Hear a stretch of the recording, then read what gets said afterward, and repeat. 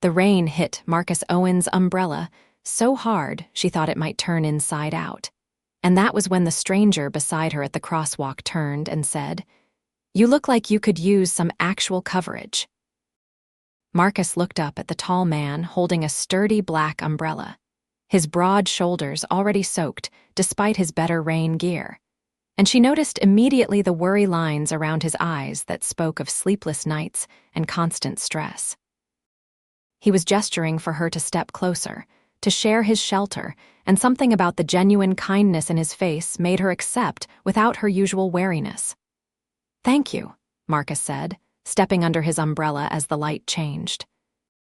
They walked together across the street, their pace naturally sinking. "I grabbed the wrong umbrella this morning. This one's decorative at best," the man chuckled, a warm sound that cut through the dreary afternoon. "Ethan Foster," he said. "And I know about grabbing the wrong things in the morning rush. Usually I am the one with the broken umbrella." "Marcus Owen," she replied, studying him more carefully now. His jacket was worn but clean, his jeans faded in that way that came from too many washes, not fashion. But his smile was genuine, reaching his eyes despite the exhaustion she could see there. "Where are you headed?" Ethan asked as they continued down the sidewalk, the rain showing no signs of letting up. "I am walking to pick up my daughter from her after-school program." "It is about 4 blocks that way." He pointed ahead. "I was just trying to get back to my car," Marcus said, then made a quick decision. "But I parked in a garage about 3 blocks in your direction. Mind if I tag along?" "Company would be nice," Ethan said, and something in his tone suggested he did not get much of that these days. They walked together through the downpour, and Marcus found herself genuinely curious about this stranger who had offered her shelter without a second thought. She had spent the last 3 years building her tech company from a small startup to a major player in the artificial intelligence field. And in that time, genuine human kindness had become increasingly rare in her world. Everyone wanted something from her. Everyone had an angle. "Your daughter," Marcus said. "How old is she?" Ethan's entire face transformed when he smiled. "Emma just turned 7 last month. She is obsessed with dinosaurs right now, can name more species than I can keep track of. Smart as a whip, that kid." "She sounds wonderful," Marcus said, and meant it. "She is everything," Ethan replied, his voice carrying a weight that suggested those words were more literal than figurative. "Her mother passed away 2 years ago, cancer. It has been just the 2 of us since then." Marcus felt her heart constrict. "I am so sorry." "Thank you," Ethan said quietly. "We are making it work. Some days are harder than others, but Emma is resilient. Kids are more resilient than we give them credit for." They walked in comfortable silence for a moment before Ethan spoke again. "What about you? What brings you out in this weather?" Marcus hesitated, then decided on a version of the truth that would not immediately change how he looked at her. "I had a meeting that ran late. Should have checked the weather forecast more carefully." "Tell me about it," Ethan said. "I work construction, and weather forecasts are basically my religion, but this storm came out of nowhere." They reached a corner where Marcus could have turned toward her parking garage, but she found herself not wanting to say goodbye just yet. "Mind if I walk with you the rest of the way?" "My car can wait, and this umbrella situation seems to be working out." Ethan glanced at her with surprise and pleasure. "I would like that." They continued walking, and Marcus found herself relaxing in a way she had not in months.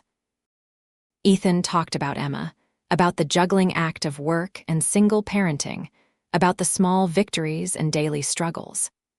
He spoke about his job as a foreman for a small construction company, how he loved the work but the hours were unpredictable and the pay never quite enough. "I keep telling myself it will get easier," Ethan said as they approached a modest building with a sign reading "Bright Futures After School Program." "Once Emma is older, once I get that promotion they have been promising, once something breaks our way. But right now, it feels like I am always running just to stay in place." Marcus understood that feeling in a different context. Before her company had taken off, she had spent years in that same desperate scramble. It sounds like you are doing an amazing job, she said. Emma is lucky to have a dad who cares so much. I am the lucky one, Ethan said simply. They stopped in front of the building, and Ethan turned to face her fully. Thank you for the company. It was nice to talk to someone who is not 7 years old or trying to tell me about concrete mix ratios. Marcus laughed. Thank you for the umbrella rescue. I would be soaked right now without you. She could have walked away then. Should have, probably. Her car was 3 blocks back, and she had conference calls to prepare for, emails to answer, an empire to run. But instead, she heard herself say, Would you like to grab coffee sometime? I mean, if you have time. I know single parenting does not leave much of that. Ethan looked startled, then pleased, a slight blush coloring his cheeks that Marcus found absolutely charming. I would like that. I would really like that. Let me give you my number. They exchanged phone numbers, and Marcus felt a flutter of excitement she had not experienced in years. Not since before her company had exploded, before she had become Marcus Owen, CEO and millionaire when she was just Marcus, a woman trying to make her dreams happen. I should go get Emma, Ethan said, glancing at the building. She will be waiting. Of course, Marcus said. Text me when you are free. She watched him go inside, then stood there in the rain for a moment with her useless umbrella, feeling like something significant had just happened. Finally, she turned and headed back toward her car, her mind already racing with thoughts of Ethan Foster and his kind eyes, and the way he had talked about his daughter with such fierce love. 3 days passed before Ethan texted, and Marcus tried very hard not to check her phone every 5 minutes like a teenager. When the message finally came, it was apologetic and earnest. Sorry for the delay. Work has been crazy and Emma had a cold. Still interested in that coffee. Marcus responded immediately. Absolutely. When works for you? They arranged to meet on Saturday afternoon at a small cafe near Ethan's apartment. Marcus arrived 15 minutes early, unusual for her, and spent the time second-guessing her outfit choice. She had deliberately dressed down in jeans and a simple sweater, not wanting to emphasize the wealth gap between them. Not yet. Maybe not ever, if she could help it. Ethan arrived exactly on time, and Marcus felt that same flutter when she saw him. He was wearing dark jeans and a button-down shirt that looked freshly ironed, and he had clearly made an effort that touched her more than she wanted to admit. Hi, he said, his smile warm and slightly nervous. I was worried you might have changed your mind. Not a chance, Marcus said. Should we order? They got their coffee and settled into a corner table, and the conversation flowed as easily as it had during their walk in the rain. Ethan told her more about Emma, about the challenges of helping with second-grade homework when he had barely graduated high school himself, about the way his daughter's laughter could make even the worst days bearable. Marcus found herself sharing more than she usually did, talking about her own childhood, growing up in foster care, never really having a stable home. She talked about her drive to create something, to build a life that was entirely her own, but she carefully skirted around the details of her current success. What is it you do? Ethan asked eventually. I realize I never asked. I work in tech, Marcus said carefully. Software development, mostly. It was not a lie, just an incomplete truth. She waited to see if he would push for more details, but Ethan just nodded. That is impressive. I barely understand how my phone works, let alone how to develop software. Everyone has different skills, Marcus said. I could not do what you do. I have no idea how to build anything physical. It is satisfying work, Ethan said. Seeing something go from just plans on paper to an actual building, knowing people will live or work in something you helped create. He paused. Though I will admit, the pay could be better. Emma deserves more than I can give her sometimes. Marcus saw the frustration flash across his face, the helplessness that came from wanting to provide but being limited by circumstances.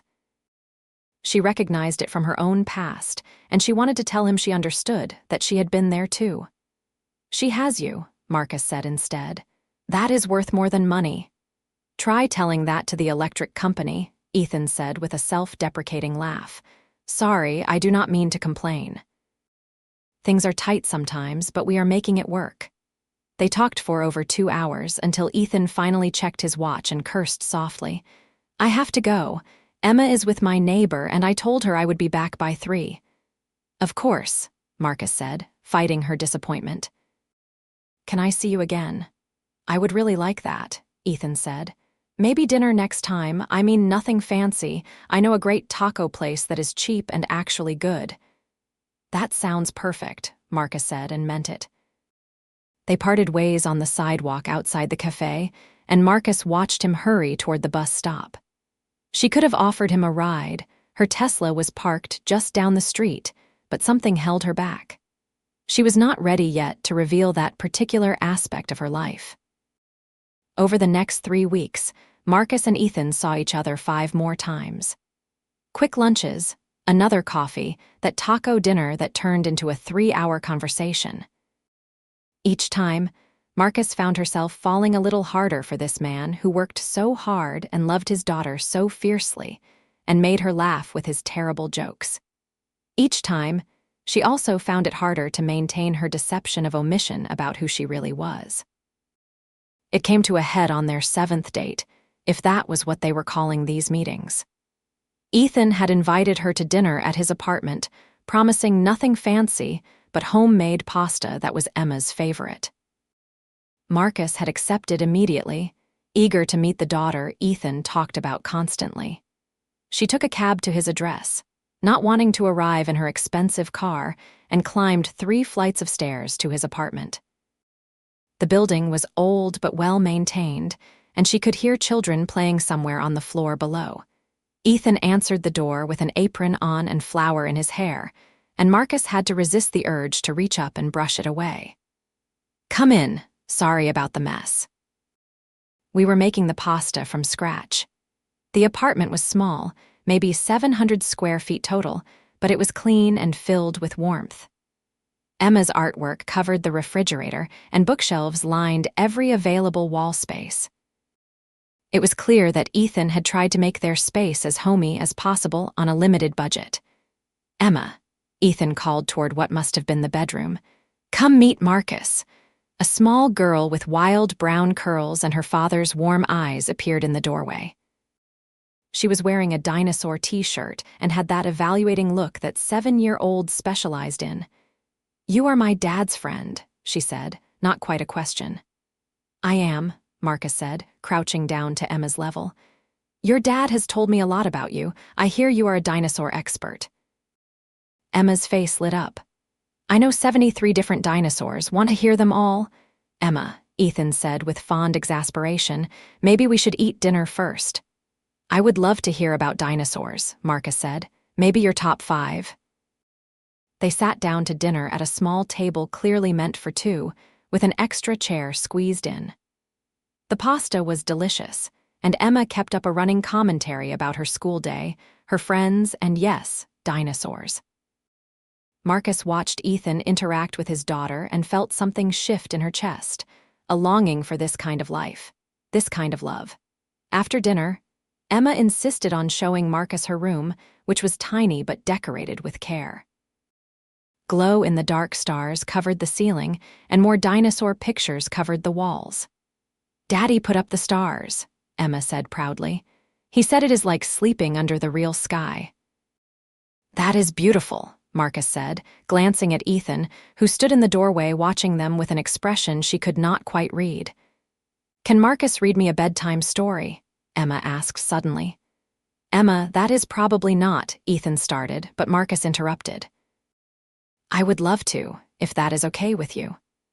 So Marcus found herself sitting on a narrow twin bed, reading a book about a girl who discovered a time-traveling dinosaur, while Emma listened with rapt attention and Ethan cleaned up the kitchen. When she finished, Emma yawned widely. You are nice, Emma pronounced. I like you.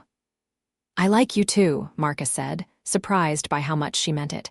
After Emma was tucked in and her door closed, Marcus and Ethan sat together on his worn couch, a careful distance between them that felt both appropriate and frustrating.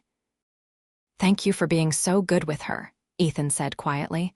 She does not warm up to people easily since her mom died, but she likes you. She is an amazing kid, Marcus said. You are doing an incredible job with her. Ethan looked at her, and Marcus saw something vulnerable in his expression. Can I ask you something? And I want you to be honest. Marcus felt her stomach drop. Of course. What is someone like you doing spending time with someone like me? What do you mean? Ethan gestured around the cramped apartment. I mean, look at this place. Look at my life. I am a construction foreman living paycheck to paycheck in a tiny apartment with my daughter. You are smart and beautiful and clearly going places. Why are you here?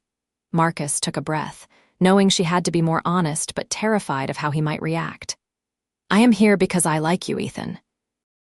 Because you are kind and genuine and you make me laugh.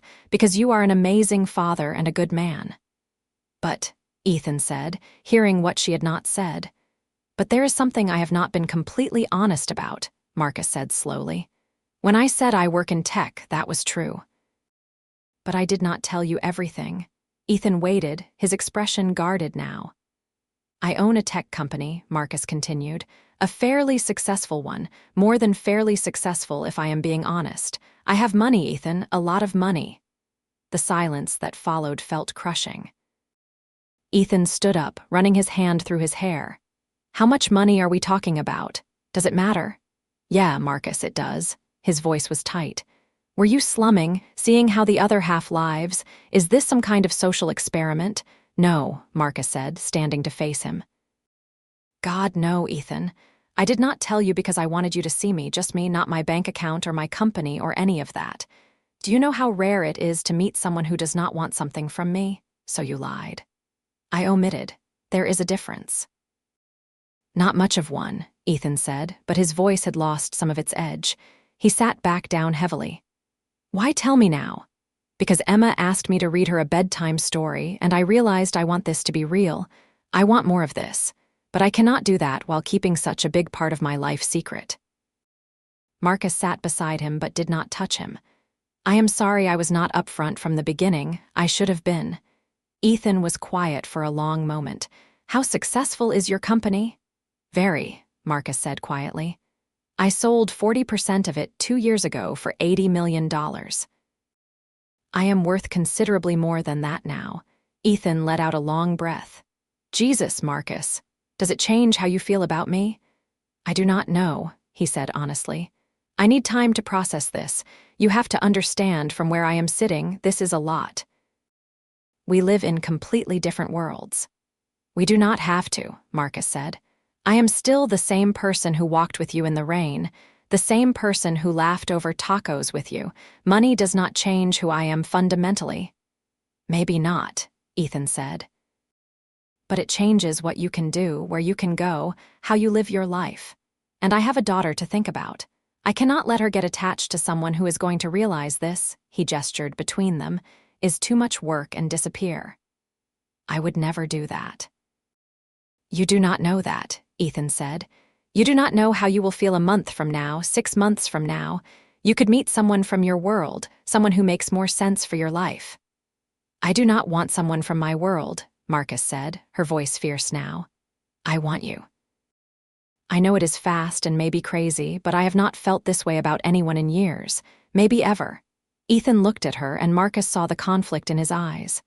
I need time to think. This is a lot to process. I understand, Marcus said, even though it hurt. Take all the time you need. She stood to leave, and Ethan walked her to the door. As she reached for the handle, he caught her hand. For what it is worth, I like you too, a lot, but I have to protect Emma. She has lost enough. I know, Marcus said, and I respect that. Call me when you are ready to talk. The next week was torture.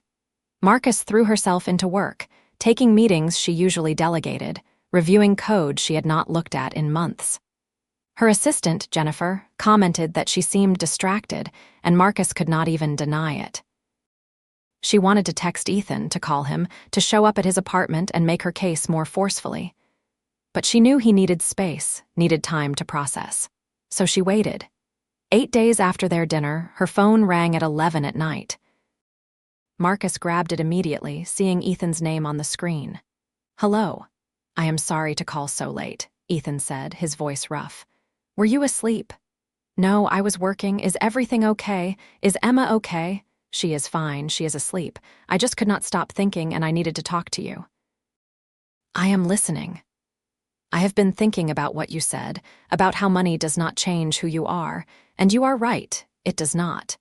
You were kind to a stranger in the rain before you knew anything about me. You listened to Emma talk about dinosaurs for an hour without checking your phone once. You are patient and funny and genuine. He paused. But I am scared, Marcus. I am scared of what it means for Emma to be around someone with your kind of wealth. I am scared of her getting used to things I can never provide. I am scared of her getting attached and then losing someone else she cares about. Those are valid fears, Marcus said carefully. And I cannot promise that this will work out. I wish I could, but nobody can promise that. What I can promise is that I will always be honest with you from now on, and that I care about Emma's well-being as much as you do. I believe you, Ethan said. And that is the problem, because it means I have to decide if I am brave enough to take this chance. And are you? I think so, Ethan said. I think I am. Emma has asked about you every single day. She wants to know when you are coming back. And I realized that if I say no to this because I am scared, I am teaching her to let fear make her decisions. That is not the lesson I want to give her. Marcus felt tears prick her eyes. So what are you saying? I am saying yes. To more dates, to getting to know each other better, to seeing where this goes. But we have to take it slow for Emma's sake. And you have to be sure about this, Marcus. Because if you decide in a few months that this is too complicated or not worth it, it would not just be me you are walking away from. I am sure, Marcus said without hesitation. I am absolutely sure. Then come to dinner again on Friday. Emma has already planned what she is going to make. Apparently, we are having dinosaur nuggets. Marcus laughed through her tears. That sounds perfect. Over the next 2 months, Marcus became a regular fixture in their lives. She learned to navigate the delicate balance of being present without overwhelming them with her resources. When Emma mentioned wanting a particular dinosaur book that was expensive, Marcus bought it, but said she had found it on sale. When Ethan's car broke down and he was stressed about the repair costs, she offered to lend him money interest-free, which he refused, but she respected his decision without pushing. She met Emma's teacher at a parent-teacher conference that Ethan invited her to, sitting beside him as they learned about Emma's progress in school. She watched Ethan's construction crew play in a local softball league, cheering from the stands in jeans and an old t-shirt. She had dinner with them at least 3 times a week, sometimes cooking, sometimes ordering pizza, always just being present. And slowly, carefully, she and Ethan navigated their way towards something deeper. It was nearly 3 months after their first meeting when Ethan kissed her for the first time. They were standing on his apartment building's roof, where he had brought her to show her the view of the city lights. Emma was at a sleepover at her best friend's house, and it was just the 2 of them under the night sky. I have wanted to do this for so long, Ethan said, his hands gentle on her face, but I wanted to be sure.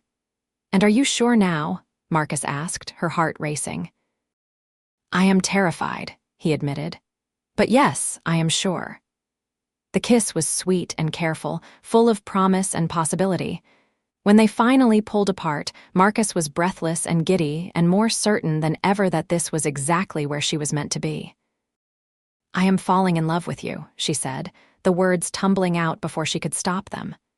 I know it is too soon and maybe too intense, but it is true. Ethan rested his forehead against hers. It is not too soon, and I am falling in love with you too.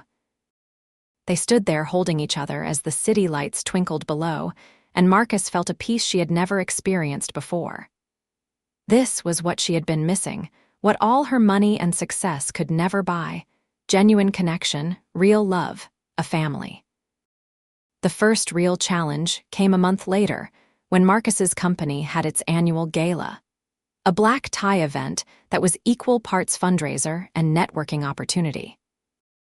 Marcus had avoided mentioning it because she knew it would thrust Ethan into her world in a way that might be uncomfortable, but her assistant finally asked directly if she was bringing a +1.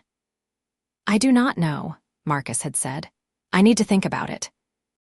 But Emma overheard when Marcus was at their apartment that evening and immediately got excited. A gala, like a ball in the princess movies. Ethan had given Marcus a look that said they would be discussing this later, but Emma's enthusiasm was hard to resist. "It is not quite that glamorous," Marcus said with a laugh. "It is mostly boring speeches and fancy food." "Will you wear a princess dress?" Emma asked. "Something like that. You should take Daddy. He could wear a tuxedo like James Bond." Ethan had blushed, and Marcus had carefully avoided smiling. "That is up to your dad." Later, after Emma was in bed, they talked about it seriously. "I do not want you to feel obligated," Marcus said. "I know these events are not everyone's thing. And it will be very much my professional world, which I know we have been avoiding." "I would be completely out of my element," Ethan admitted. "I have never been to anything like that. I do not even own a tuxedo. We can rent one, or skip it entirely." "I would rather skip it with you than go without you." Ethan was quiet for a moment. "You have been so good about being part of my world, meeting my friends, coming to my crappy apartment, eating dinosaur nuggets. I should be able to do the same for you." "This is different," Marcus said. "My world can be overwhelming, and some of those people are not very nice. They will judge us. I do not want to subject you to that." "Let them judge," Ethan said, sounding more confident than he probably felt. "I want to go. I want to see this part of your life. We cannot keep our worlds completely separate forever." So Marcus took him tuxedo shopping at a high-end rental place, insisting on paying for it, despite his protests. She also hired a stylist friend to help with all the details, not because she thought Ethan needed fixing, but because she wanted him to feel confident. The night of the gala, Marcus wore a midnight blue gown that cost more than most people's monthly rent, but all she could think about was how Ethan would feel walking into the ballroom full of tech elite and old money. She picked him up at his apartment, where his neighbor Mrs. Chen was watching Emma for the evening. When Ethan opened the door in his tuxedo, Marcus felt her breath catch. He looked incredible, his shoulders broad in the tailored jacket, his hair styled just enough to look polished without losing his natural charm. "You look beautiful," Ethan said, his eyes wide as he took in her gown. "You look pretty incredible yourself," Marcus replied. Emma appeared behind him, gasping. "You both look like movie stars." The gala was held at the city's most exclusive hotel, and Marcus saw Ethan's eyes widen as they pulled up in the hired car. "This is insane," he muttered. "Welcome to my world," Marcus said with a wry smile. "Remember, we can leave whenever you want. Just say the word." But Ethan straightened his shoulders and offered her his arm. "Let's do this." Walking into the ballroom, Marcus was hyper-aware of the looks they got, the curious stares and whispered conversations. Everyone knew who she was, and nobody knew who Ethan was, which meant speculation would be rampant. "Marcus Owen," a smooth voice said almost immediately. "And who is this handsome stranger?"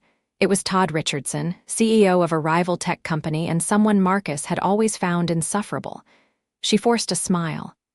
"Todd, this is Ethan Foster. Ethan, Todd Richardson." They shook hands, and Marcus saw Todd's assessing look, the quick judgment in his eyes. "Foster, I do not think I know that name. What do you do, Ethan?" "I am a construction foreman," Ethan said evenly. "How interesting," Todd said in a tone that suggested he found it anything but. "So you build things. Physical labor, that must be very different from Marcus's world." "It is," Ethan agreed, not rising to the bait. "But we are both in the business of creating things, just in different ways." Marcus wanted to kiss him right there. Instead, she steered them away from Todd as soon as politely possible. "I am sorry," she said. "That was exactly what I was afraid of." "Do not be," Ethan said. "I can handle some tech bro being condescending, though I might need you to translate some of the jargon tonight." They made it through dinner.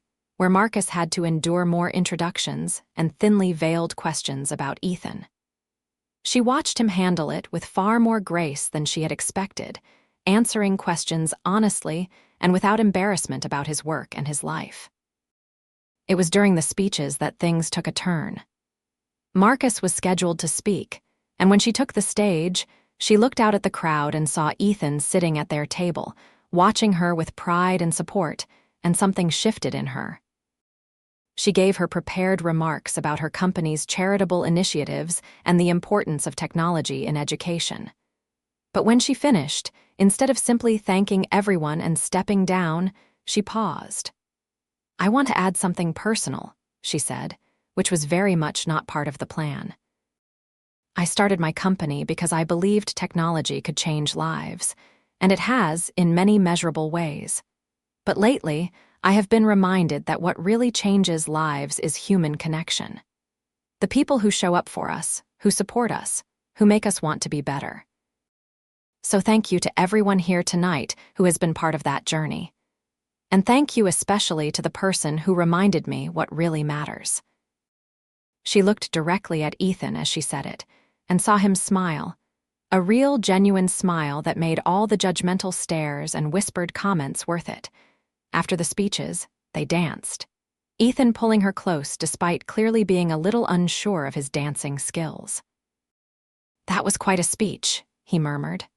"I meant every word," Marcus said. "I know you did. That is what makes it so terrifying and wonderful at the same time." They left earlier than Marcus usually would, both of them ready to escape the scrutiny and pressure. In the car back to his apartment, Ethan was quiet. "Penny for your thoughts," Marcus said. "I was just thinking about how different our lives are," he said. "Not in a bad way, just observing. That hotel probably costs more per night than I make in a month. The dress you are wearing is beautiful, and I am guessing it cost more than my rent." "None of that matters," Marcus said. "It does, though," Ethan said gently. "Not because I care about money for its own sake, but because it represents the different realities we live in. You belong in that ballroom. I was playing dress up." "You belonged there just as much as anyone else," Marcus said fiercely. "More than most of them, actually. Those people may have money, but half of them do not have a tenth of your integrity or kindness." "I am not saying they are better than me," Ethan said. "I am saying we come from different worlds, and at some point, we are going to have to figure out how to really bridge that gap." They arrived at his apartment, and Ethan invited her up. Emma was asleep at Mrs. Chen's, so it was just the two of them in the quiet apartment. Ethan loosened his bow tie and sat on the couch, and Marcus kicked off her heels and sat beside him. "I do not want you to feel like you have to change to fit into my world," Marcus said. "That is not what I want. And I do not want you to feel like you have to hide who you are to fit into mine," Ethan replied. "But we have to acknowledge the reality of the situation. You are a millionaire CEO. I am a single dad living paycheck to paycheck. At some point, that difference is going to matter." "Why does it have to?" Marcus asked. "We care about each other. We are happy together. Why is not that enough?" "Because of Emma," Ethan said simply. "Because she is already getting attached to you, already seeing you as part of her life. And if we cannot figure out how to make this work long term, she is the one who will pay the price." Marcus felt tears sting her eyes. "I love you, Ethan. I love Emma. I want to make this work." "I love you too," Ethan said, pulling her close. "But love is not always enough. We need to be practical about this." They sat there holding each other, and Marcus knew he was right even though it hurt to admit. They could not just drift along in this bubble they had created. Eventually, they would have to make real decisions about their future. The conversation haunted Marcus for the next week. She found herself distracted at work, snapping at her assistant, canceling meetings. Finally, Jennifer sat her down and said, "What is going on with you? This is not like you." Marcus sighed and told her everything. About Ethan, about Emma, about the struggle to figure out how their different worlds could coexist. Jennifer listened carefully, then said, "Can I be honest with you? Please. I think you are overthinking this. You are trying to solve it like it is a business problem, but it is not. It is a relationship. Those require different solutions. What do you mean? I mean, stop trying to figure out every possible scenario and just be present. See what happens naturally.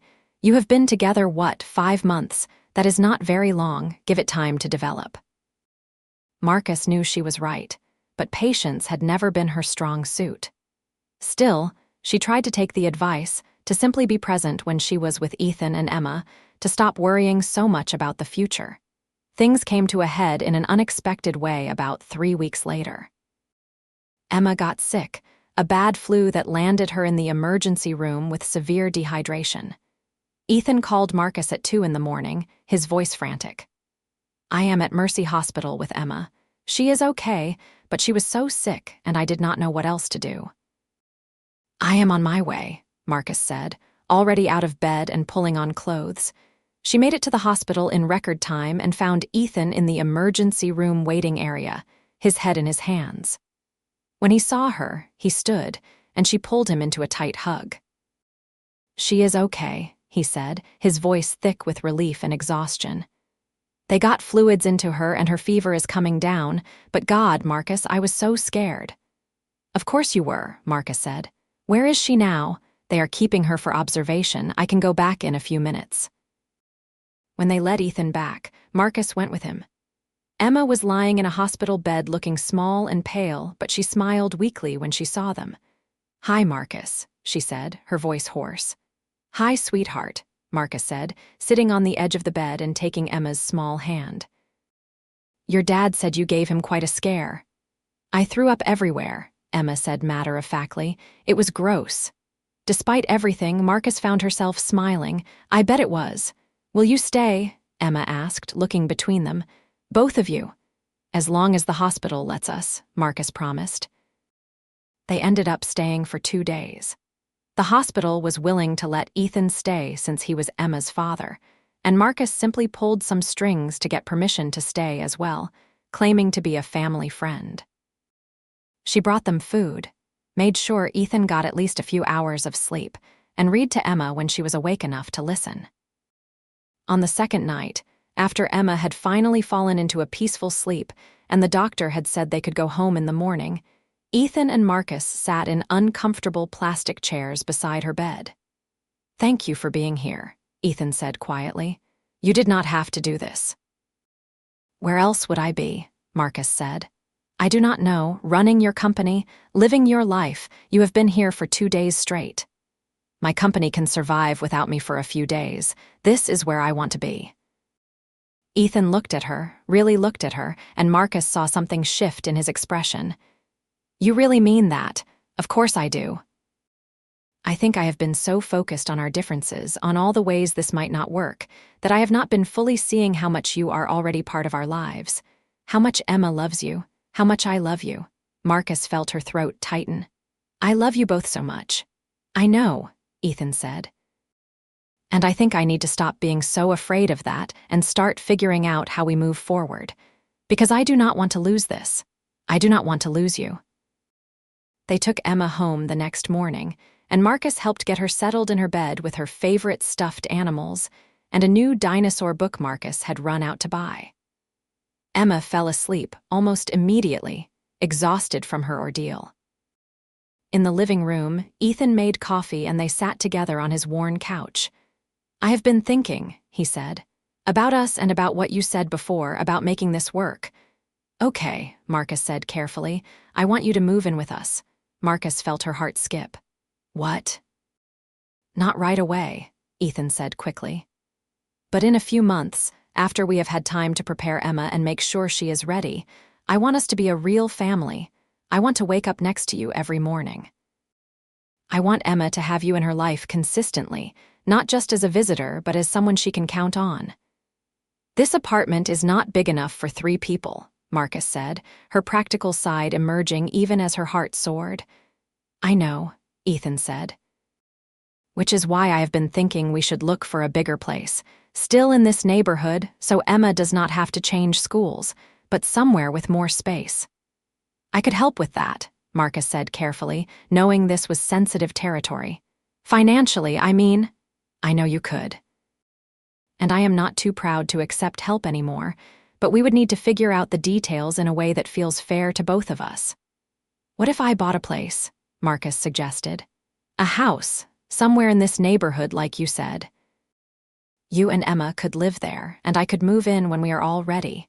You would not pay rent, but you would handle the utilities and maintenance. It would be an investment for me and a stable home for you and Emma. Ethan was quiet, thinking it through. You would own the house outright. Yes, but I would put it in a trust for Emma eventually. That way she would have security no matter what happened. You have really thought about this. I have thought about nothing else for weeks, Marcus admitted. I want a future with you, Ethan, with both of you. I want to figure out how to make our lives work together. Then let's do it, Ethan said. Let's look for a house. Let's plan for a future together. They sealed it with a kiss, and Marcus felt something settle in her chest, a rightness that she had been searching for her entire life. Over the next 3 months, they looked at houses every weekend. Emma came with them, excited at first but eventually getting bored with all the adult talk about square footage and school districts. Finally, they found a place that felt right. A 3-bedroom craftsman house with a backyard in a quiet neighborhood just 10 blocks from Emma's school. Marcus bought it outright, much to the real estate agent's delight, and they spent the next month preparing it. Emma got to pick out the paint color for her room, a vibrant purple that Marcus would never have chosen, but that made Emma light up with joy. Ethan insisted on doing much of the renovation work himself, bringing his construction skills home. Marcus gradually moved her things in first, and then one Saturday in late spring, nearly 9 months after that rainy day when they first met, Ethan and Emma officially moved in. This is really happening, Ethan said as they carried boxes into the house. This is really happening, Marcus agreed. That night, after Emma was asleep in her new room surrounded by her dinosaurs and books, Marcus and Ethan christened their new bedroom. It was their first time together, and it was sweet and careful and passionate all at once. Afterward, lying in Ethan's arms, Marcus felt completely at peace. I never thought I would have this, she whispered. A home, a family, someone who loves me for me. You have all of that now, Ethan said, kissing her forehead. We both do. The first few months of living together had their challenges. They had to negotiate space and privacy, figure out morning routines and dinner schedules. Emma sometimes tested boundaries, clearly trying to understand what Marcus's role in her life really was. But they worked through each challenge together, building something real and lasting. 6 months after moving in together, on a regular Tuesday evening, Ethan asked Marcus to marry him. There was no fancy restaurant or elaborate proposal. They were in the backyard after dinner, watching Emma chase fireflies when Ethan simply pulled out a ring and said, "Marry me." Marcus looked at the ring, simple and beautiful, and then at Ethan's face, so full of love and hope. Yes, she said without hesitation. Yes, absolutely yes. They told Emma right away, and her shriek of excitement probably woke up half the neighborhood. Does this mean Marcus will be my mom? She asked, her eyes wide. Marcus looked at Ethan, who nodded encouragingly. If you want me to be, Marcus said carefully, I could never replace your mom, Emma, but I would be honored to be a parent to you. I want that, Emma said simply. I have wanted that for a long time. They got married 3 months later in their backyard, with just close friends and family in attendance. Marcus wore a simple white dress, and Emma wore a matching flower girl dress she had picked out herself. Ethan's vows made Marcus cry, talking about umbrellas in the rain, and how sometimes the best things in life come from simple acts of kindness.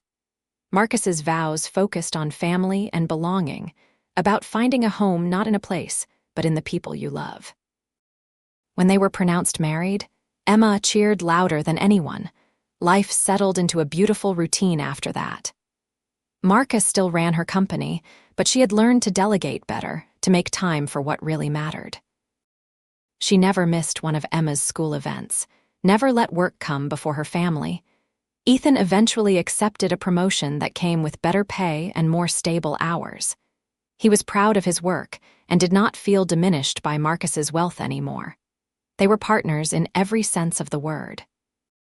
2 years after they got married, Marcus and Ethan decided to expand their family. The pregnancy was not easy, and there were some scary moments, but finally, on a warm July morning, they welcomed a son they named David. Emma was obsessed with her baby brother from day one, insisting on helping with everything. Watching her 8-year-old daughter carefully hold her infant son, with Ethan beaming beside her, Marcus felt a completeness she had never imagined possible. When David was 3 months old, they got a surprise. Marcus's company received a buyout offer that was too good to refuse. After long discussions with Ethan, she decided to accept. At 34 years old, Marcus Owen retired from the tech industry with more money than they could ever spend. "What will you do now?" Ethan asked as they celebrated the deal closing. "Whatever I want," Marcus said. "Maybe some consulting, maybe philanthropy, definitely a lot of time with my family." "Our family," Ethan corrected with a smile. "Our family," Marcus agreed.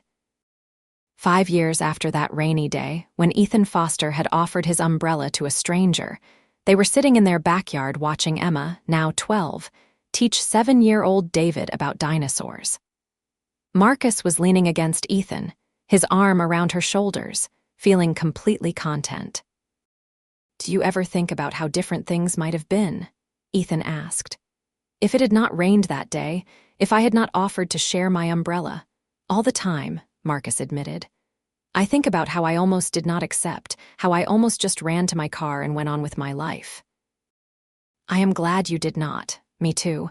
That was the best decision I ever made, stepping under your umbrella." "It was not really a decision," Ethan pointed out. "It just happened." "The best things usually do," Marcus said. Emma ran over to them, David trailing behind. "Can we have a campfire tonight and make s'mores?" "Sure," Ethan said. "Go get the wood from the garage and we will set it up." As the kids ran off, Marcus turned to Ethan. "Thank you," she said. "For what?" "For seeing me, for loving me, for sharing your life and your daughter with me. For giving me this family." "Right back at you," Ethan said, kissing her softly, "though I think we should thank the rain." "To the rain," Marcus said with a laugh. That evening, sitting around the campfire with sticky s'more fingers and Emma telling ghost stories that were not scary at all, Marcus looked around at her family and felt overwhelmingly grateful. She had built a company, made millions, achieved everything she had set out to do professionally. But none of it compared to this. The warmth of the fire, the sound of her children's laughter, the solid presence of her husband beside her. This was what wealth really meant. Not the money in her bank account, but the richness of a life filled with love. Years later, when Emma was applying to colleges and David was starting middle school, people would sometimes ask Marcus about her success story. How had she built her company? What was her secret to making millions? And Marcus would smile and say that yes, the company was great, the money was nice. But her real success story started on a rainy afternoon when a struggling single father had offered to share his umbrella with a stranger, not knowing she was a millionaire, not knowing she would change his life, not knowing that he would change hers even more. Because in the end, Marcus had been rich long before she met Ethan Foster, but she had not been wealthy. Wealth, real wealth, came from love and family and belonging. It came from building a life with someone who saw you completely and loved you anyway. It came from watching your children grow and thrive, from simple Tuesday dinners and campfire s'mores, and 1,000 ordinary moments that added up to an extraordinary life. The umbrella that brought them together still hung in their hallway closet, a little worn now, but still functional. Sometimes Marcus would see it and smile, remembering that rainy day and the man who had offered her shelter without wanting anything in return. That man was upstairs now, probably helping David with his homework or fixing something that had broken. That man was her husband, her partner, her home. And every day, Marcus thanked the rain that had brought them together, and the kindness of a stranger who had shared his umbrella and, unknowingly, his heart.